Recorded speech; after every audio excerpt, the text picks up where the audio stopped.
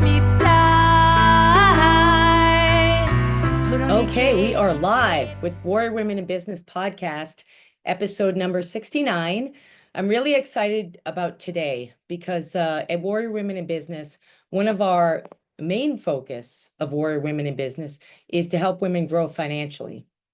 And I've had some great guests on, but I've never had anyone like today's guest, who I think to me embodies what it takes to get to the next level as a woman, not just a woman in business, but we do a lot around professional and personal growth here at Warrior Women in Business, but how you really invest in yourself. And today we're going to be talking about investments in assets. We're going to be talking about finance and financial investments, and something very unique and special with an all-women's fund, which I'm really excited to learn about.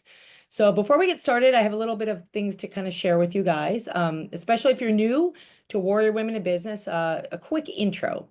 So Warrior Women in Business is a subset or division of my main business, JS Media, which is a branding and digital marketing agency that's been serving the needs of executives and mid-market companies since 2006 to help them move forward in digital marketing and in brand development and brand protection in a very smart way.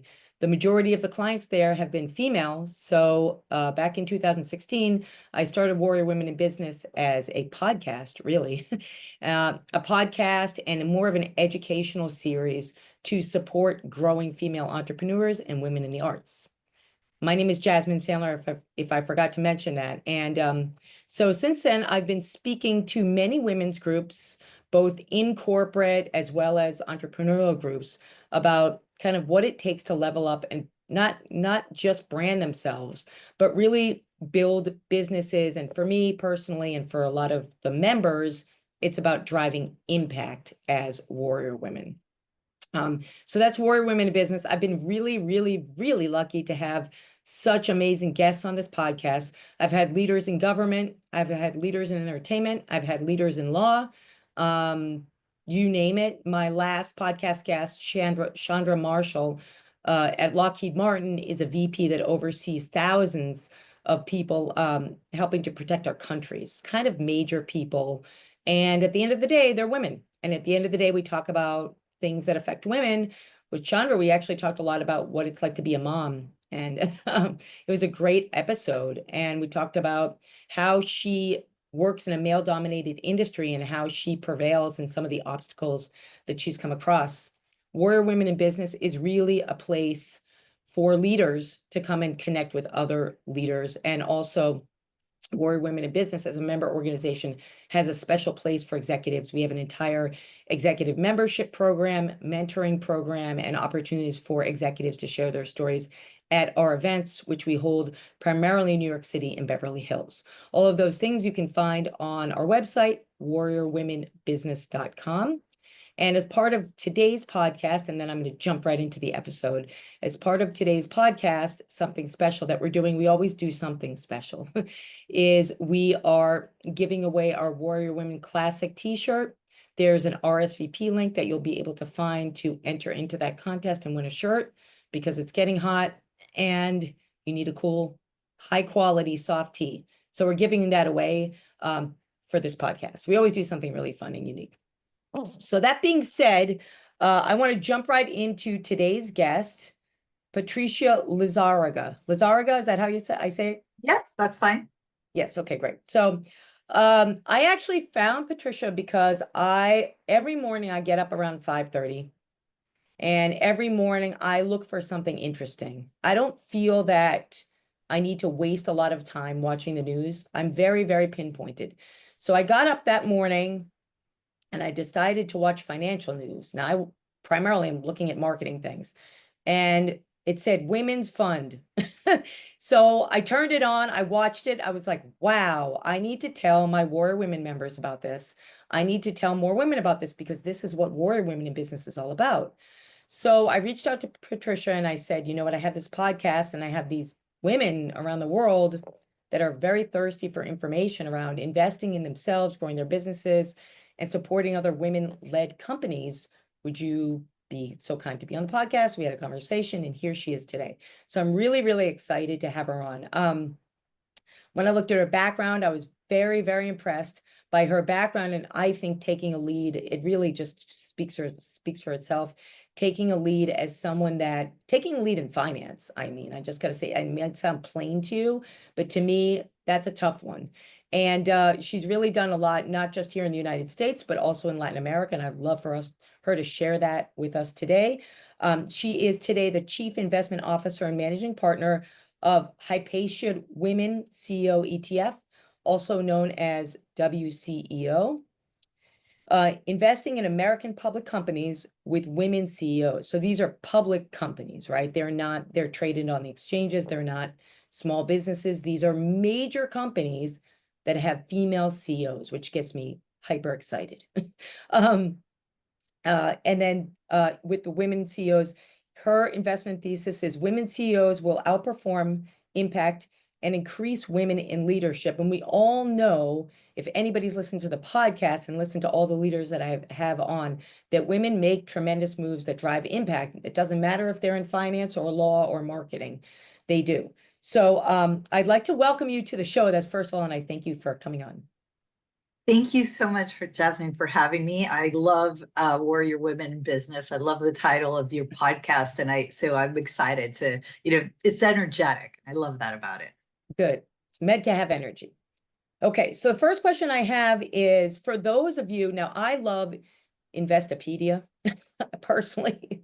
I love that website. But for those of my Warrior Women members that might not yet invest, maybe they don't even invest their money at all because they have to invest in their business. I'd like you to share, if you could, some definitions. So a few. So like, what is an EFT? How is it different than a stock? How's it different than a mutual fund? Can you have an ETF and a stock at the same time? Like, talk to us a little bit about some definitions before we actually get into what you do. Sure. So as you guys know, a stock has to do with a company. So you can have one share of Coca-Cola, you can have one share of Apple, you can have one share of NVIDIA, and those are stocks. Now, what ETFs are, it's called an exchange traded fund. So it's a fund like a mutual fund that's made up of many stocks. But the difference between an ETF, exchange traded fund, and a mutual fund is that the ETF trades on a fund. We, the WCEO ETF, trade on the New York Stock Exchange. Therefore, you can buy it and sell it whenever you want. You could even buy it and sell the same day, actually. Oh, wow. So that's very different than a mutual fund. In a mutual fund, you usually have to ask your advisor or go through third party to buy or sell. With an ETF, you can go on Schwab, you can go on E-Trade, you can go on SoFi, put in the ticker, WCEO, say how many shares you want, and you can buy it.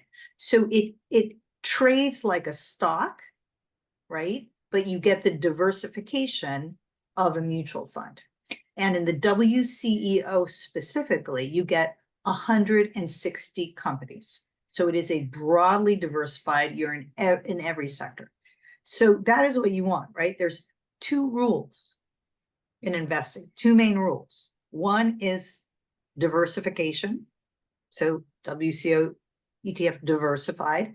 And the second rule is diversification, also known as don't put all your eggs in one basket. Yeah. Right? Yes. So you want to spread it around. And the second is compounding. The sooner you start, the better. You can't time the market. So as far as definitions go, an ETF, again, exchange traded fund, it trades on the New York Stock Exchange or NASDAQ. So you can buy and sell in your account, E-Trade, wherever it is that you trade. And it's made up of a number of stocks. And specifically, we're in 160 stocks. And Jonathan, it's really interesting that you, the company you mentioned, because it's a defense stock, and we actually have the two other big and by the way, it used to have a female CEO, no longer. Oh, really? I didn't know that about Lockheed. Marilyn Houston. But now Lockheed had a female CEO, and the other two other big defense contractors in the US are General Dynamics. Yeah. And Northrop Grumman. Mm-hmm. And guess what? both of them have women. So if you invest in the WCEO women CEOs, so if you invest in the WCEO ETF, you're investing in both of those women. That's wonderful. Okay, so I have another question again for my audience, right? Sticking on question one is, so is it I like that it sounds like it's it seems like it's a really nice balance between the mutual fund and something more immediate. Am I right? Is that a good way to explain? Yes, that is correct. And it's so cheaper.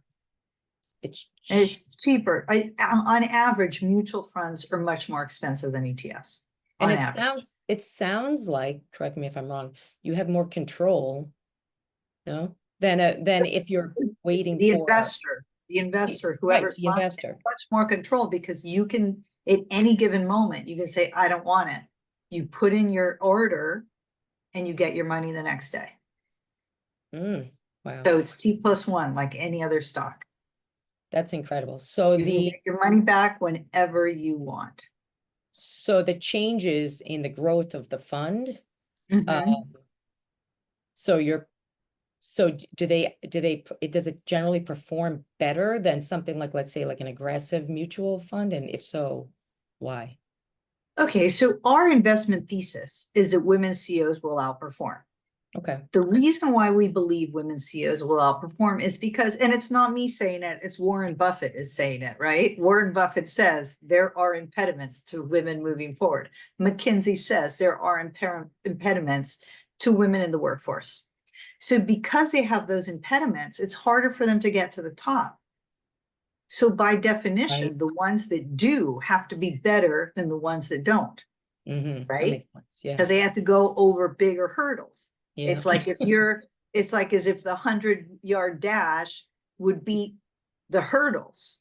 No, the person that doesn't have the hurdles is going to go I faster than like the the person that has to analogy. jump over the hurdles.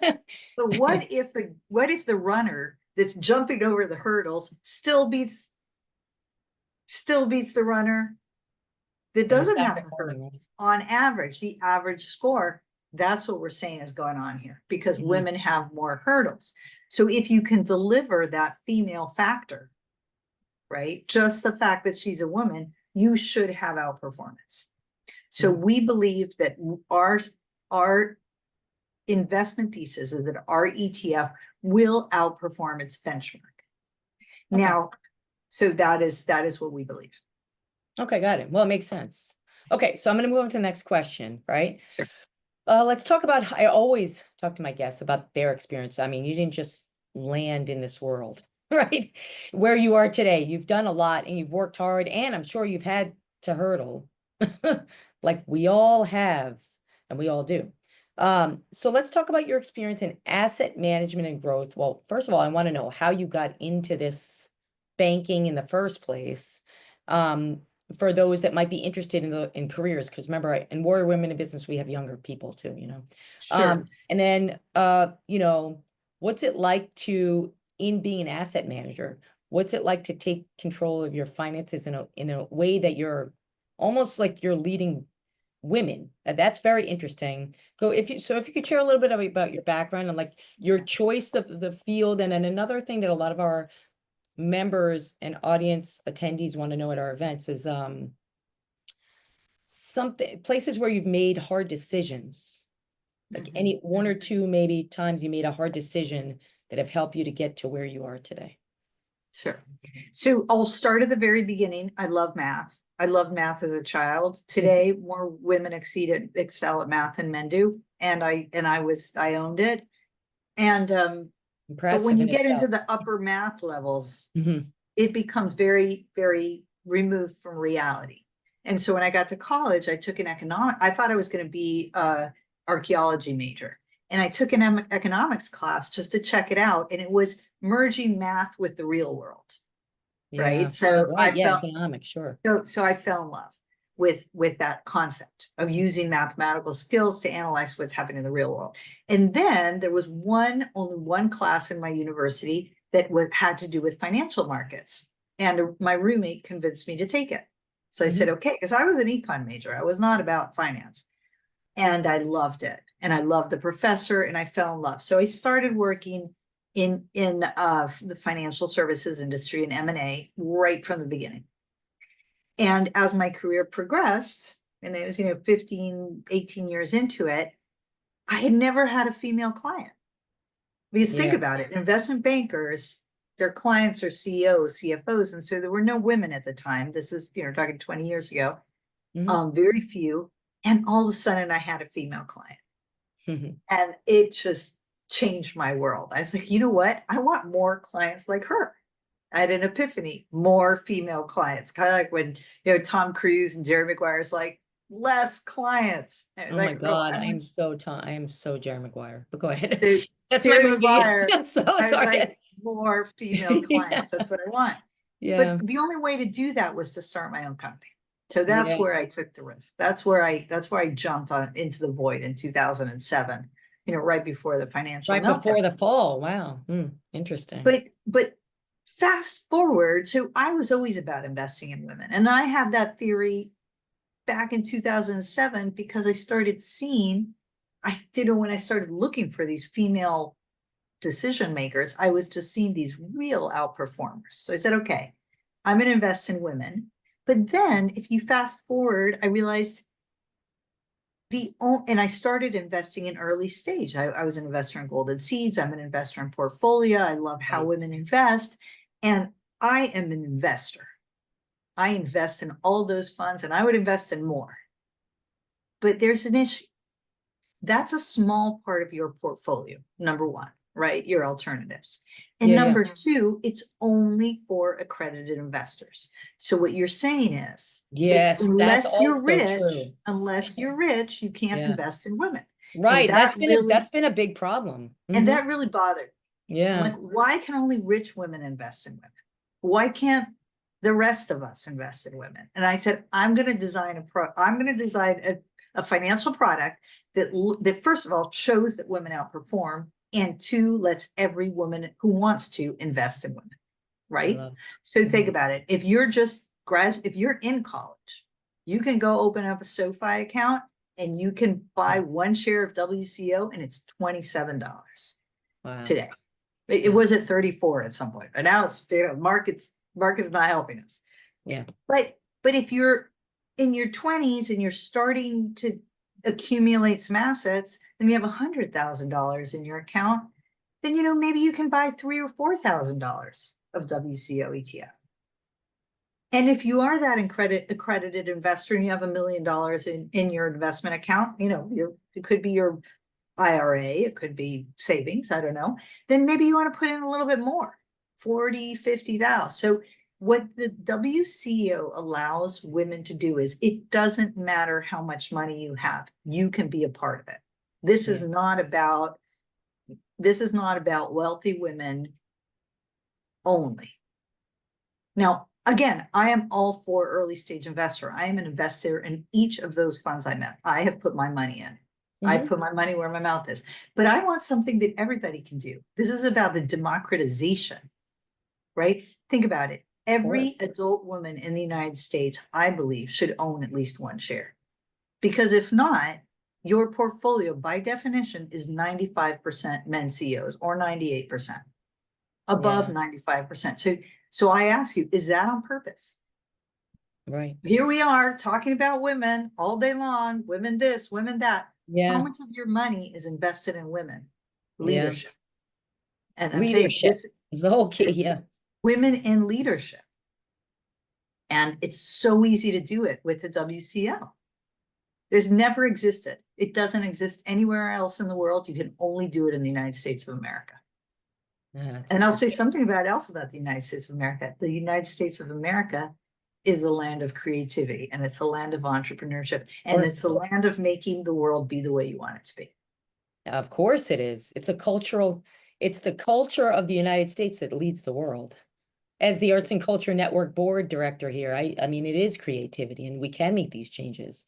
And I do believe that, there's an eye on entrepreneurism, but I love what you're talking about is female entrepreneurism, and actually I think like lifting a veil on it, because I definitely think that a lot of women in business don't know about this. They don't really, or maybe they don't really understand what you just said, which is you might have stocks or bonds or mutual funds, but I think you don't really recognize that they're male led, it's not something that you really think about. You're just looking at how can I increase the value of my money? You're not really Right, looking I at, you're not understand really that. like making those type of decisions, male, female, it's more based on the numbers, I would guess. But the numbers tell you that women outperform. Yeah. And we just got our April numbers today. And yep, we outperform a benchmark after fees. Yeah. Well, it's very, very important. Okay, so I'm going to jump right into a question I talk about at Warrior Women. I'm going to go a little bit sideways here. So we talk about leaders supporting leaders. Really, it's really important. I feel that, I mean, just what you're talking about investing in companies led by women. Okay, great, right? But a lot of the leaders sometimes are siloed. And so I think it's really important that we support each other. I'd like to understand, like, where have you seen this in your own career in terms of leaders supporting others to sustain women in top positions? Because this, at least at the level of a small to mid-size woman business owner, it's difficult to get that to actually happen. And I think that's why there are so many women's organizations. But have there been times in your career where you've seen women leaders coming together, whether it's like a round table or something you're involved with as a speaker or leader? Sure. So the first thing I want to say is women support women. It's a fact. Women are made to think that women don't support women, but we have the facts. We're invested in all women. And I can tell you that women's senior leadership teams are 80% more female than those of male CEOs. Women's senior leadership teams are 36% female. They're still 65% male, but they're 35% female. Men, 20%.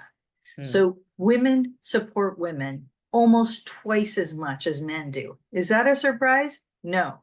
No. Because we know that that's happening. Now, why are there so many women's groups?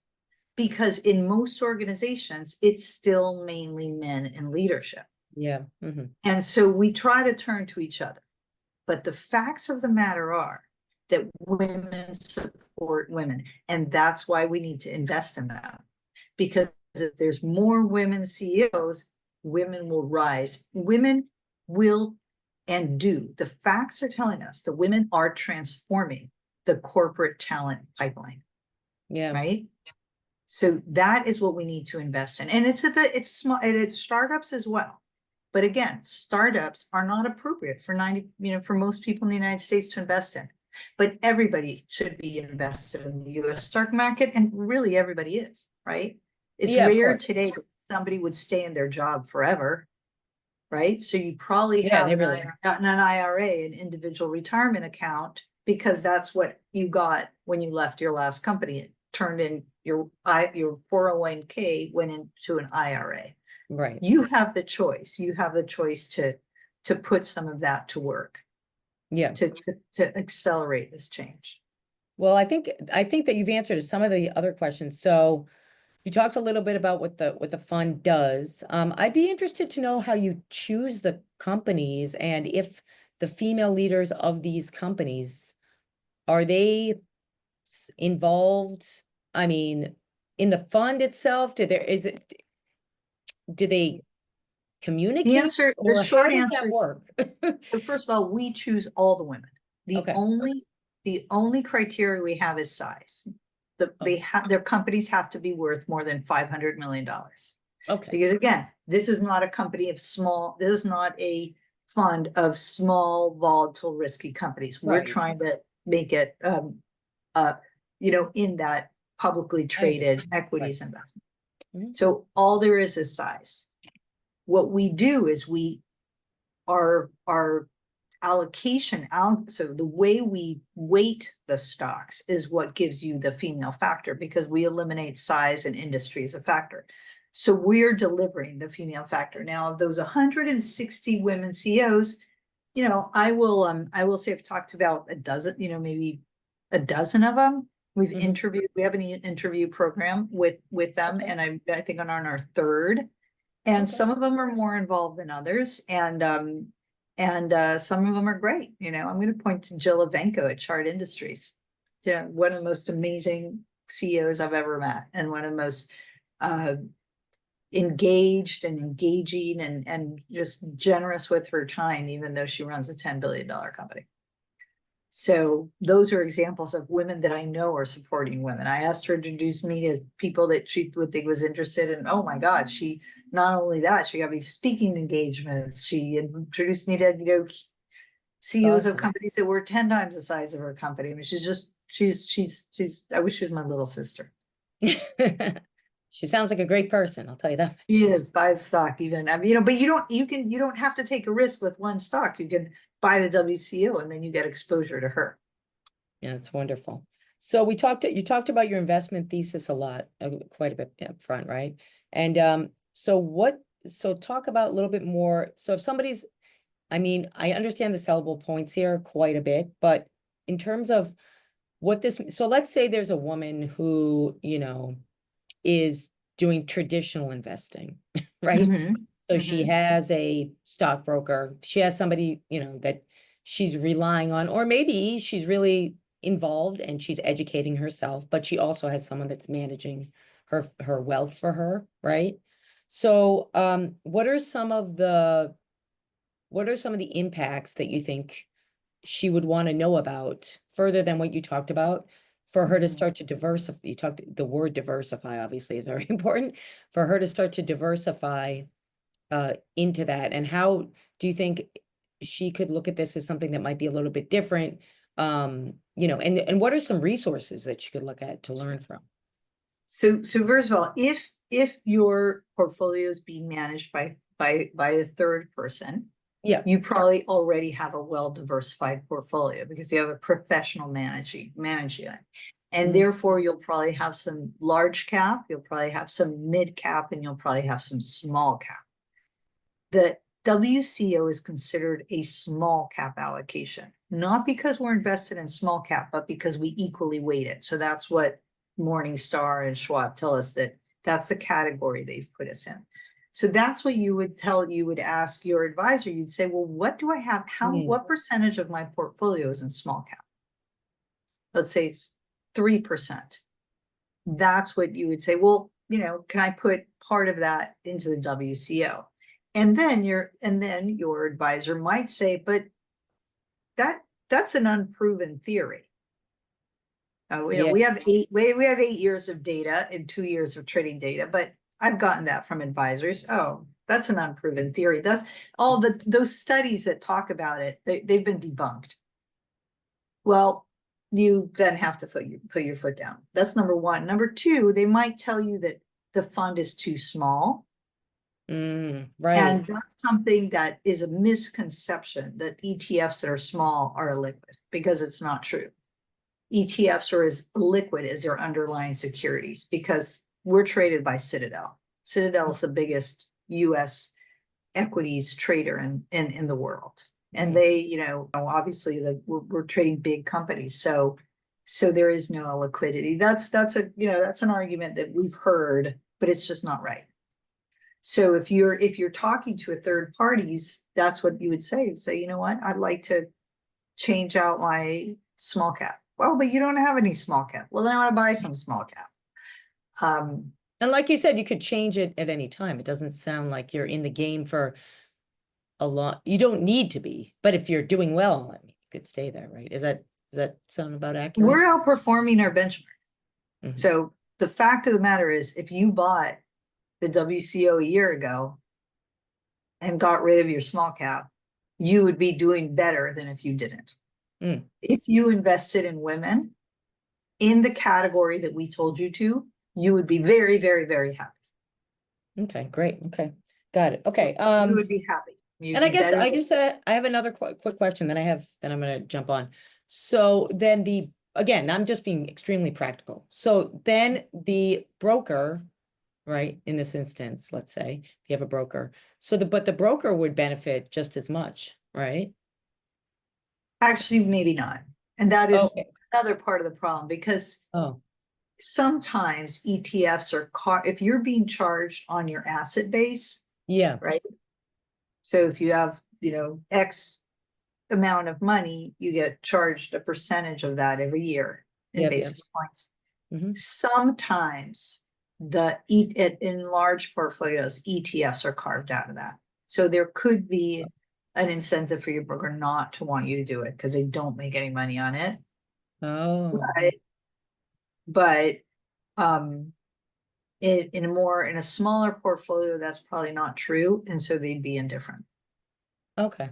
Good to understand. Just getting educated, of course. I don't know how many brokers are listening to the podcast, but you never know. Okay, so when I started and I introduced you, you said you love Warrior Women, which makes me blush. But I love it. I love it too. I love that you love it, I mean, it's a good thing, and I've had I again, I have the best guests. So one of my favorite guests was Shannon Lee, Bruce Lee's daughter. Mhm. And she wrote, she's a producer of Warrior on HBO. I mean, forget about it. And when I talked to her about what it means to be a warrior, she went the gentle warrior way. So I think that the term can go any way that it suits anyone who hears it. So I wonder, when you hear the term warrior women in business, what that means to you. To me, just what jumped into my mind is the tenacity of women. The tenacity to know that you've got to jump over the hurdles, even though maybe the person next to you doesn't have to, just to keep up. Yeah. And that is because you're a warrior. The tenacity is in your blood. You know that that's what you have to do. And so that's what came into my mind. And that's what I think is amazing about the name.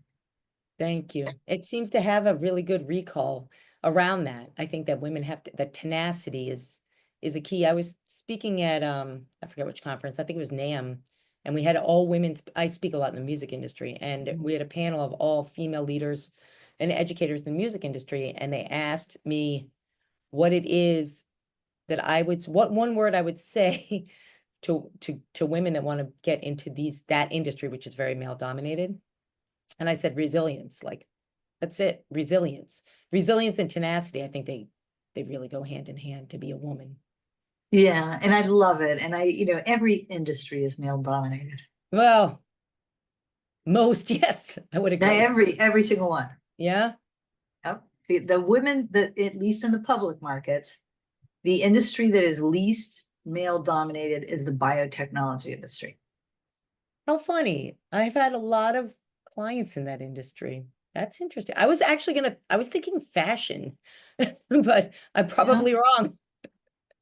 None of the It major should be. You fashion, think it should be. none of them, okay, let's see. What do we have in our portfolio? Yeah, do you have fashion companies in there? We do. We have Tapestry. Okay. Nice. And we have Abercrombie and Fitch. Oh, okay. And so those are the two that come to mind.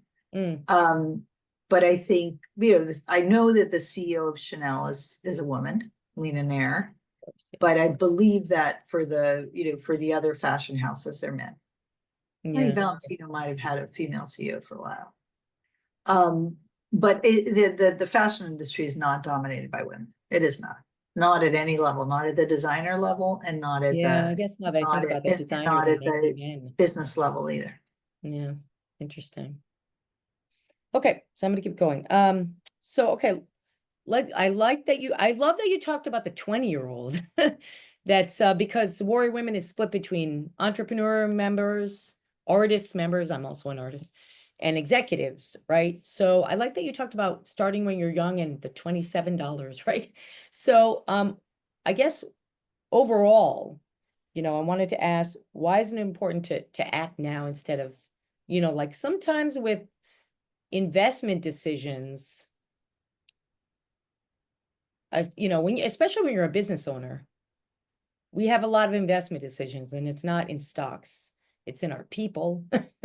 It's in our equipment. It's in our real estate, So for the typical woman business owner, not someone that's in your class, but someone that's just a typical, but maybe they own a string of salons, let's say, right? Why would you say it's important for those people to act now with investing in something like this? So what you want is to have your assets working for you, right? As entrepreneurs, we are working 24, I work a lot. I know. I'm doing more work than anybody else is, and in my company, and I love it. But if I stop working, that's a big chunk of the energy that this company has. Hmm. My stock portfolio, which right now consists primarily of WCEO ETF, to be honest, and the private companies that I've discussed, that's working for me whether I'm on vacation or not. Right? So that's why you want to have part of your pie of wealth, some of it tied to you, because that's what you can influence, and some of it that just is working for you while you sleep. And so if you start investing when you're 18, right? Before 18, your parents would be investing for you. But at 18, you open up your own Roth IRA. Hmm. And if you max that out for 4 years and never invest another penny, you end up with over $1.5 million. What an Just incredible by thing. what you did in college. Now it's hard to do, but all I'm saying is Incredible. that's when you're 60, but you're 22 to 60, and if you have 40 years, or 20 to 60, you've got 40 years in between there. So halfway through, you're 40 years old. You want to do your own thing. You can afford to, because you know that you've got this other stuff stashed away that That's you right. started when you were in college, and you can take a risk, because 20 years from now, if my company didn't work out, I won't be That's bag right. lady. I've got my retirement. So that's why it's important. It doesn't matter if you start when you're 20, when you're 30, when you're 40 or 50, but the sooner you start, because now that people live till they're 100, Oh, yeah. right? Of course. So And if you're definitely women live longer. exactly, if you're Mhm. 60 years old and you start now, and you have to live, and you're working till you're 80, it's as if you had been 40, 60 is a new 40 in investing for those, because women were not taught to do this. But No, we that's have, right. last night I was giving it, I'm in London, so I did this at 1:30 in the morning, because this was in California. Yeah. I gave a lecture to some young women at the University of Santa Clara in California. Okay.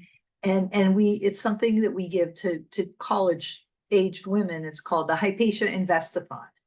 Mhm. Right? You're investing for the long term, and we explain compounding It's great. and diversification, and that's all you need, sweetheart. Let's start now. So that's a big passion of mine, is to get women investing. I love it. I love it. So where can they how do they go about like getting involved, finding out about it? Well, part of our challenge has actually been getting known, because since we're not on the wealth platforms, nobody knows we exist. Since nobody knows we exist, nobody's buying the stock. I So what we're doing get in it. May is Do marketing. Yeah. we're launching something that allows people to register their investment, basically be part of the club. Oh, I see. So it's going to be called Hypatia Nation. We want every woman in America to be part of the Hypatia Nation. Love it. And what does the Hypatia Nation stand for? It stands for women. It stands for investing in women. And we don't care if you've invested $27, one share, or $27 million, 1,000,000 shares. We're all part of Hypatia Nation. It's free. We are not charging. We're just saying we will connect you to all the other women that are investing. Oh, I love So that. so all women investors will be connected. And if we get to 100 million, great. But I hope everybody who listens to this podcast is inspired and wants to be part. And we understand that this is a two-way street in terms of all of us supporting each other, right? So the fact that we have this audience of investors will allow us to allow a platform for other people that want to talk to women about other things. Right, Why exactly. not? They'll be in the group. We're not it's going to be an open people can post whatever they want. I love this. So when did you say that's launching? Or It's starting in May. oh, in It's, May. It is May. No, so So we're on track. Yeah, we're on track. We just need, we're in the beta. Yeah, no, I understand. All right, great. Well, no, I think that I'm totally inspired. I'm becoming an investment nerd since I contacted you. No, it's Good. important. It's really important. It's really important because we get so busy, women business owners, in running our businesses. Yeah. Yes. But I think But you just wanna, you just wanna put a little bit of that, whatever happened when you left your corporate job and you ended up with an IRA, what's that invested in? oh, I know, and it compounds like crazy when you do it right. I've done it on my own. Yeah, yeah. So I understand. So if people want to get in touch with you or in touch with the company, what's the best way to go about it? So our information is very public. WCEOETF.com has an info. My personal email is on my website. If you reach out to me by LinkedIn, I will answer. I'm not as good as Jill Ivanko, who answers every email. She's unbelievable, but she's like my hero on the Oh, women help women side. I've never met anybody like her. She's so much fun. We interviewed her. I mean, she's, like I said, wish she was my little sister. well, she sounds amazing. She's amazing. Listen to their, if you go onto Teen Alliance website, you could probably see the interview. It's Oh, I'm just gonna so much watch. fun. She just tells her story and she's amazing. And she leads this industrial technology company. It's fantastic. Yeah. No, that's what it takes. It Yeah. really I mean, I started my career at IBM and it was not many women. My boss was a woman. She was my role model for a long time. I get it. And she did what she said she would do and embrace women and help them grow. That's why I'm here, right? At this level. Yep. And I think that's what it takes. So, well, great. I mean, so as part of the show, obviously, we're going to look out for emails because we're going to be sharing more information about Hypatia and Hypatia Nation and how you can get involved. And it's really to benefit you. So, I mean, it's a no-brainer to me. But of course, getting educated is very, very important. So thank you so much for educating us and answering all my dumb questions on investing because they're important. People need to know, they need to know. And age doesn't really matter. Sometimes you start investing when you're young. Sometimes you start when you're older. It just depends on your education and where you grew up and that type of thing. But I don't think it's ever too late to invest at all. You could be 99, in my opinion, and invest. So Right. I Because don't care what your age is. what you do with your money is there's Yeah, never a stupid question. It's your money. You get to ask any question you want, and you get to ask it as many times as you want until you're satisfied with the answer. absolutely. Absolutely. I couldn't agree with more. So we do at Warrior Women, we do quite a number of events, and our events are intentionally education and fun. And I try to make it the perfect mixture. So we do, we have panels, we have fire chats, we have panel talks, I run a conference series, but there's always a fun element because I have an entire arsenal of artists that come in and do fun things. So when we started announcing some of these events, more events coming up, Patricia, I'd love to offer you an invite to come talk because I think that it's so important. It's not just we market, we market companies. It's not enough to market. It's also how do you take care of yourself and invest in your own financial growth. So I think that's really important. And when those things come up, I'll certainly let you know. But a couple of things I wanted to talk about Warrior Women before we turn off today, because I think you've answered a lot of our questions, and I think it's up to the audience to learn a little bit more and get involved. So with Warrior Women in Business, we just came off of, I'm sure you did a lot too for Women's History Month. We had a concert, we had a connections event, Warrior Women in History. It was a lot of fun. We raised money like we always do for the familial community in New York City. We're having events coming up. We touched on fashion. We always do something in fashion. So in the fall, we're actually planning a designer talk back. We're doing something with a Broadway producer, Broadway talk back. So look for events coming up for sure with Warrior Women in Business. We have a number of different membership levels, including students. It's very important to get students involved early by connecting them with their heroes, which are mentors in business and intern opportunities. We do a lot of different things from students all the way up to senior level executives, female leaders that just need to connect with other female leaders or want to shine a spotlight on a new business through one of our conferences or events. So all of that stuff is available on our website, warriorwomenbusiness.com. And again, if you're interested in learning more about what we're doing, join us in social. We're always planning interesting things. And more importantly, I think we're open to ideas. So, don't be afraid to reach out if you have an idea for an event or you want to get involved with a podcast or something that we're doing. I hear all the time, I love Warrior Women, I want to get involved. And then they don't get involved. I think a lot of times they're just afraid. So I would say, please reach out. It's almost like the same thing with investing.